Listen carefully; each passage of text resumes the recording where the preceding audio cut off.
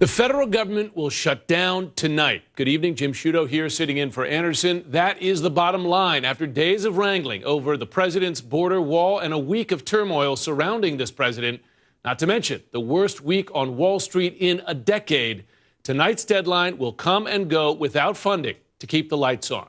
That means offices and agencies will close. 25% of your government will go unfunded. 380,000 people will be put on furlough. 420,000 people doing essential jobs, including about 55,000 at the TSA. They'll stay at work, but they won't get paid. There's a lot of folks who will not be getting any paychecks over the holidays. And just last week, the president said if a shutdown happens, blame him. And I'll tell you what, I am proud to shut down the government for border security, Chuck, because the people of this country don't want criminals and people that have lots of problems and drugs pouring into our country. So I will take the mantle. I will be the one to shut it down. I'm not going to blame you for it. The last time you shut it down, it didn't work. I will take the mantle of shutting down. And I'm going to shut it down for border security. Believe you. Well, imagine that. Today, the president changed his tune, starting with a tweet this morning, also later during a press availability. This, he said, would be a Democratic shutdown. Yet even as he tried today to avoid accountability, shift the blame, it's now his job, along with lawmakers in both parties, to clean up the mess, which we are now learning won't be happening tonight. CNN's Phil Mattingly joins us now with more on the Capitol. Phil, despite the efforts, last-minute meetings, shuttle diplomacy back and forth on the Hill, a shutdown's guaranteed.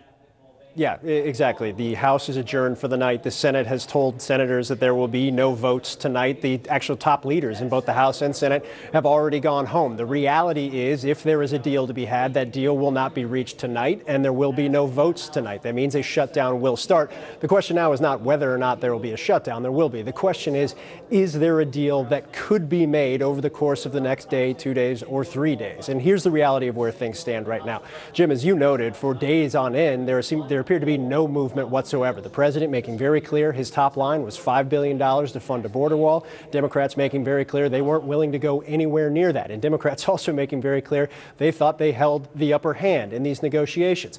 What we do know over the course of the last couple of hours, through that flurry of negotiations, the vice president, the incoming chief of staff, Jared Kushner, coming up to Capitol Hill, shuttling back and forth, is that there is some sign that the White House is willing to deal. The question is what that deal will be. Now, as it currently stands, Mick Mulvaney, the vice president, and Jared Kushner are actually still in the Capitol, even though the leaders are gone. The question is, what are they willing to move their number to? When you talk to Democrats, they've made very clear. They have put a bipartisan option on the table. That would be a 6-week stopgap bill that the Senate passed unanimously. The House has obviously, up to this point, rejected that option. So where are there potential areas of agreement? What has been batted around over the course of the last couple hours is perhaps moving back to what was the Senate agreed upon in a bipartisan manner, number of $1.6 billion for border security, with the addition of some other fund for immigration-related issues that the administration will have access to.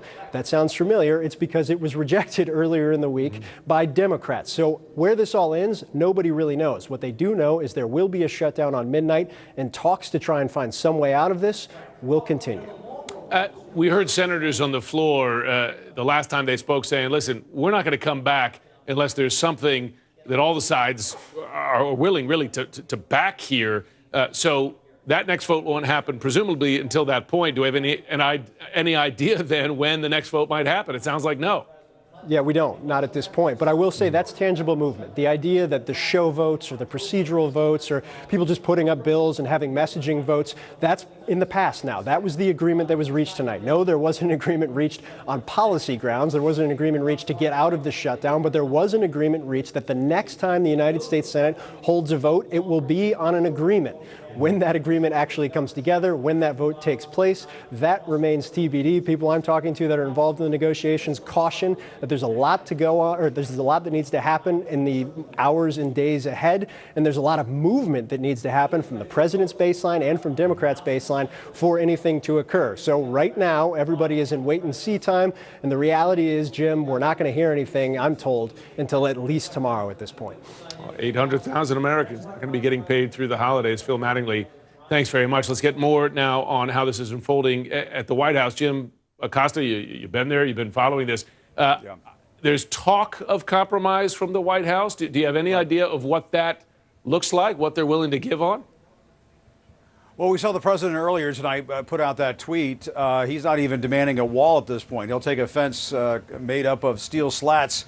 After all those months of campaigning and saying that Mexico would pay for a wall, he's now willing to give all of that up for steel slats at the border. But putting that aside, we did run into the Chief of Staff, John Kelly, over here at the White House earlier this evening, who said he thought there was a chance that there could be a deal before midnight. I also talked to a senior administration official just in the last few moments who said it is not quite midnight. So there is the potential that they could strike some kind of an agreement. But as Phil Mattingly was just saying a few moments ago, the mechanics are not really in place. There aren't members of Congress in place up on Capitol Hill in the House and the Senate to vote and approve some kind of compromise. But whether or not we get some kind of agreement before the clock strikes midnight or perhaps thereafter, somewhere thereafter, I suppose you could have a technical shutdown, but maybe an agreement in place before we wake up tomorrow morning. That is just, I think, the best case scenario at this point. I think the president has indicated, and I've talked to sources over here this evening, and they're indicating the president is also willing to dig in on this fight over border security. He wants some kind of consolation out of all of this, and at this point, he hasn't seen one yet. Yeah, well, that's the way the president views it, right? He wants a win in every context, a win that reflects on him positively. That's right. Jim Acosta, thanks very much at the White House. Yep, you bet. Connecticut Democratic Senator Richard Blumenthal today had a tweet that speaks to the shutdown, but also the perceptions of larger troubles happening now at the White House. I'm quoting now, presidential freefall, riding Amtrak back to the Senate vote. The only firm track seemed to be the ones under the train. Bipartisan leadership must restore rational governing, abandoned by an impetuous, petulant chief executive. Joining us now, one of Senator Richard Blumenthal's distinguished colleagues, former Democratic presidential candidate Bernie Sanders, independent, of course, from the state of Vermont. Senator Sanders, thanks for taking the time tonight. My pleasure. You've certainly heard the president. You've certainly heard Republican leaders say tonight that this budget crisis is now on everyone's shoulders, owned by Republicans, Democrats, the president. I imagine you disagree with that. Who do you believe bears responsibility? Well, you just had it right on your program a few moments ago where the president said, I take responsibility for the shutdown. You got the Republicans running the Senate, Republicans running the House. President says he wants a shutdown. I think the American people are clear about who caused the shutdown. The one point that your very comprehensive analysis of where we are missed is that 2 days ago, seems like 2 years ago, but 2 days ago, unanimously, the United States Senate reached an agreement to make sure the government did not shut down and extend the process into February. And then what happened is, unfortunately, President Trump watched television. He saw something on Fox TV, heard something from Rush Limbaugh, and he changed his mind. And sadly, really sadly, the entire Republican congressional caucus in the House and the Senate kind of caved in to him. And it is a heck of a way to run a government when you have a president who sees something on television, tweets out his view, and you have both the Republican bodies in the House and the Senate cave into that. So the figure, of course, in that measure that was passed unanimously, as you said, the Senate was $1.6 billion. Tonight, from the Democrats' perspective, are you or other Democrats willing to give any ground on that figure, go any higher? Look, I think that the wall is an absurd idea. I think it's a waste of money. I think it just fans Trump's illusions. And no, I'm not going to support $5 billion or money for a wall. Everybody, and I think Trump lies on this as well as lying on almost everything else. He lies when he suggests that Democrats or progressives are not concerned about border security. Of course we are. Everybody is concerned about border security. But if you want to do border security intelligently and cost effectively, you don't do it with a wall. There are much better approaches than that. I'm sure you saw the president's tweet tonight going after this slats model, not a wall. He called it a steel slat barrier. Here's the picture there. Looks almost medieval with the pikes on the top there. Does that make any difference to you or other Democrats to not have a wall, to have a fence? Look, in effect? Jim, we have a infrastructure in this country, our roads, our bridges, our water systems, which are crumbling. We have veterans who are sleeping out on the street right now. We have kids who cannot afford to go to college. We have a lot of needs in this country, and spending $5 billion on a wall is not, to me, one of our priorities. And we've got to get our priorities right and take care of working families in this country and not just Trump's illusions. What do you say to the folks who say that Democrats, really they sense the president being weak here? He's about to lose one chamber of Congress to Democrats, knows the time is waning, but the Democrats see an opportunity simply to stick it to the president here. No, I don't think it's a question of sticking it to him.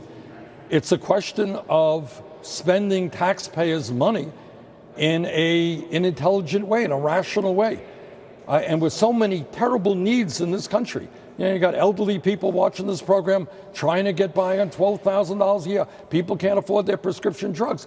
We should not be wasting $5 billion on a wall when there are much more cost-effective ways to do border security. I want to ask you, if I can, move on to another topic, that, of course, the departure of the Defense Secretary, Jim Mattis, in the wake of a decision to summarily withdraw U.S. troops from Syria, of course, the home of ISIS. Now there's just the president is ordering the halving of the U.S. presence in Afghanistan, the home of al-Qaeda. In your view, are Americans less safe today as a result of those decisions and the departure of the defense secretary? Look, we have been in Afghanistan for 17 years. Syria is an enormously horrible and complicated civil war. It has been my view that we need to begin the process of bringing our troops home. But you don't do it by a tweet. You don't do it without informing your allies. You don't do it in a way that leaves allies of yours and innocent people in a very dangerous situation, i.e. the Kurds. So you need a process, an international process to bring our troops home, and that certainly is not the way an impulsive president like Trump is functioning. In the wake of this, I had the opportunity last night to speak to the former defense secretary and also former GOP senator from neighbor of yours, Maine, William Cohen. And I asked him last night if he believes Donald Trump is fit to be commander-in-chief. He answered simply no. Do you agree? Look, I don't believe that temperamentally Donald Trump is fit to be the president of the United States.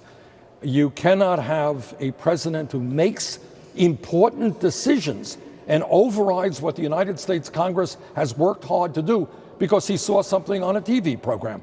That is not the way the United States government should be functioning.